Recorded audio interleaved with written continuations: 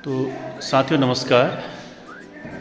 और आज आपके साथ मैं एक वीडियो में शेयर कर रहा हूँ। इसमें राज्य स्तरीय जो है लेखन कला में कविता लेखन है, रचनात्मक लेखन है, उसमें हमारे स्टूडेंट, एक हमारे मेधावी छात्र जगदीश बिष्ट ने उसमें राज्य स्तरीय पुरस्कार प्राप्त किया है।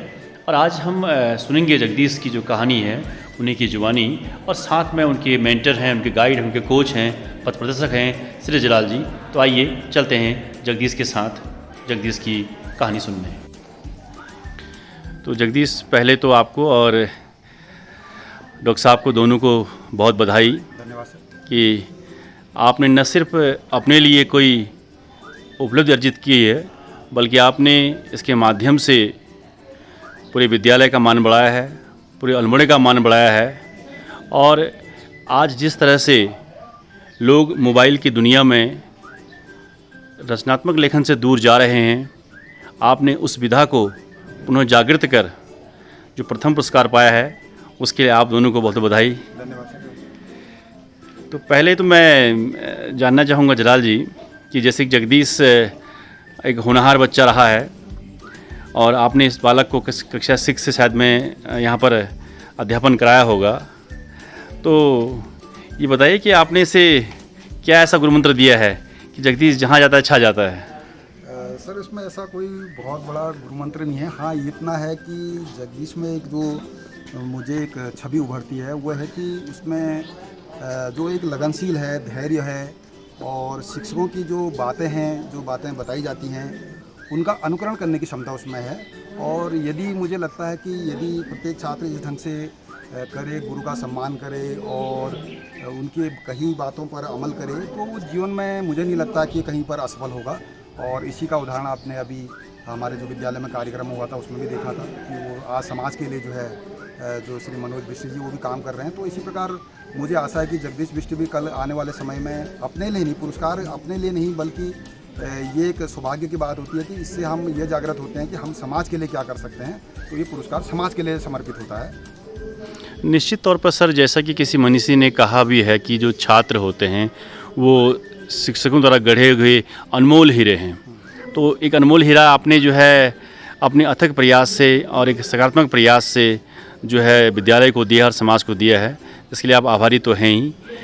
फिर भी मैं जानना चाहूँगा कि जगदीश का जो टैलेंट है वो कई क्षेत्रों में, लेखन में है, संगीत में है, डांस में है, और जहाँ तक एकेडमिक की बात है उसका एकेडमी भी बहुत अच्छा है।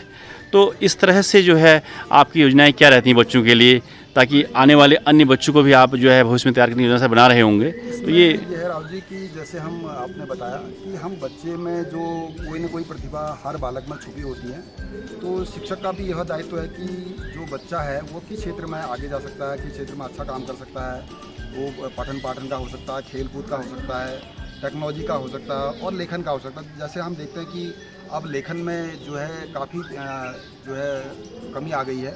अब लोग लिखने की ओर को नहीं, बल्कि मोबाइल, टीवी और जो टेक्नोलॉजी की ओर है उसकी ओर ज़्यादा उन्मुख हो रहे हैं। तो मेरा मानना है कि मैंने भी इससे पूर्व जो है अपने लेखन के क्षेत्र में राज्य स्तर पर और राष्ट्रीय स्तर पर भी मुझे भी पुरस्कृत होने का सौभाग्य मिला। तो वही मैं जो प्रतिभा या मेरी कामयाबी थी, तो मैं उसको अपने छात्र के रूप में यदि नहीं ला पाया तो मेरे लिए वो बेकार है। तो इसलिए मैंने यह भी प्रयास किया कि जगदीश बिष्ट जैसे या फिर जो अन्य छात्र भी हैं, कोई जो इसमें सीखना चाहता है। अभी कई बच्चों के मेरे पास करेक्शन के लिए आए हैं, जो लेखन की विधा है उनमें मैं काम कर रहा हूँ, उनको करेक्शन का काम कर रहा हूँ। तो और बच्चों को भी प्रमोट कर रहे हैं जगदीश के साथ साथ, और ताकि वो बच्चे भी हमारे स्कूल का नाम रोशन करें। और इसमें मेरा ही व्यक्तिगत प्रयास नहीं है, बल्कि सभी गुरुजनों का प्रयास है, क्योंकि सामूहिक प्रयास से ही कलेक्टिव जो एफर्ट्स होते हैं वही जो है कल के दिन समाज में अच्छा मूल्य विकसित कर पाते हैं। तो इसमें जगदीश भी उसी में काम कर रहा है, और आने वाले समय में मुझे लगता है कि जगदीश जो है समाज के लिए जो है एक अच्छा कार्य कर पाएगा। और इसको केवल विद्यालय नहीं, बल्कि मैं अभी देख रहा था अजीम प्रेम जी द्वारा और कई अन्य संस्थानों द्वारा, नेहरू युवा केंद्र द्वारा भी जो है सम्मानित किया जा रहा है। इसी जो आपका उत्तराखंड भाषा संस्थान उत्तराखंड द्वारा जिसमें लेखन में जो प्रथम स्थान प्राप्त था, तो और संस्थाएं भी इसमें काम कर रही हैं कि ऐसे बच्चों को, ऐसे छात्रों को प्रमोट किया जाए। बिल्कुल सर, निश्चित तौर पर सर, एक अध्यापक की, एक शिक्षक की सफलता तभी परिलक्षित होती है जब उसके छात्र जीवन में सफल हो, और आप इसको अपने सामने देख भी रहे हैं। तो मैं जगदीश को पहले तो बधाई दूंगा इस राज्य स्तर पर इस पुरस्कार के लिए। और तो जगदीश, राज्य स्तर पर आपको पुरस्कार दिया गया है लेखन के लिए, तो कैसा आपको लग रहा है, कैसा फील हो रहा है? सर मुझे तो बहुत प्रसन्नता हो रही है कि मुझे राज्य स्तर पर इतना बड़ा प्रथम वाला अवार्ड मिला है। तो मैं इसका सारा श्रेय अपने गुरुजनों को, अपने माता पिता को और अपने सभी साथियों को देना चाहता हूँ, जिनसे मैं हमेशा कुछ न कुछ सीख लेने की कोशिश करता हूँ। अच्छा जगदीश, एक बात और है कि जैसे जो आपका रचना थी, जैसे हमने भी उसके बारे में सुना और कहीं पढ़ा भी, तो आपने एक बड़ा सुंदर समन्वय किया था उसमें कि एक जो हमारी जो स्थिति होती है, गाँव में लोग बैठते हैं, बातचीत करते हैं, और आपने ग्रामीण जीवन को विज्ञान से जोड़ा था, और विज्ञान की जो उपलब्धि थी बड़ी, हमारी जो चंद्रयान 3 वाली जो उपलब्धि है, और उस उपलब्धि का आपने कौतूहल ग्रामीणों में भी पैदा कर दिया। तो ये आपके जो शिक्षक हैं, मार्गदर्शक हैं जलाल जी, जो खुद साइंस के शिक्षक हैं, ये उनका मार्गदर्शन था या आपका कुछ विचार इसमें अलग से था? हाँ सर, सर जी द्वारा मुझे बहुत ज़्यादा उस कहानी में बहुत ज़्यादा सुधार करने का मतलब अवसर मिला। मैंने कहानी थोड़ा मतलब गांव के शीर्षक पे लिखी थी, क्योंकि चौराहे पे बैठे लोग हम देखते हैं कि आजकल बहुत कम हो गया है आजकल ऐसा, क्योंकि आजकल लोग बहुत कम बैठते हैं आपस में, हाँ आपस में ज्ञान से संबंधित कम बातें करते हैं। तो इसलिए मैंने गुरुजी से थोड़ा, ये टॉपिक थोड़ा कठिन था, तो इसलिए मैंने गुरुजी से पूछा कि इसमें थोड़ा और क्या सुधार किया जा सके। तो गुरुजी ने मुझे अपना मार्गदर्शन दिया, जिससे मैंने इस कविता को लिखा। बिल्कुल सही। आप एक बात तो जो आपकी ये पूरी रचना थी, इस रचना में एक जो खूबसूरत बात ये थी कि उसमें जो सामाजिक भेदभाव को भी आपने मिटाने की बात की थी।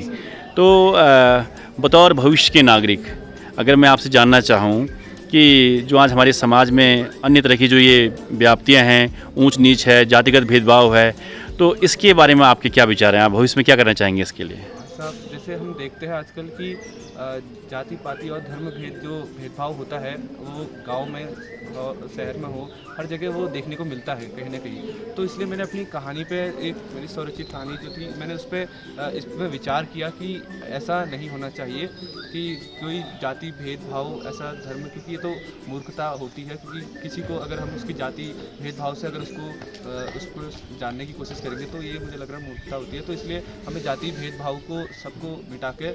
तो साथियों, जैसा कि आपने देखा, अभी जगदीश ने आपको पूरी कहानी बताई कि इसको जो राइटिंग किया इसमें कविता लेखन में है, या जो अन्य रचनात्मक लेखन है उनका, उसका मोटिव क्या है।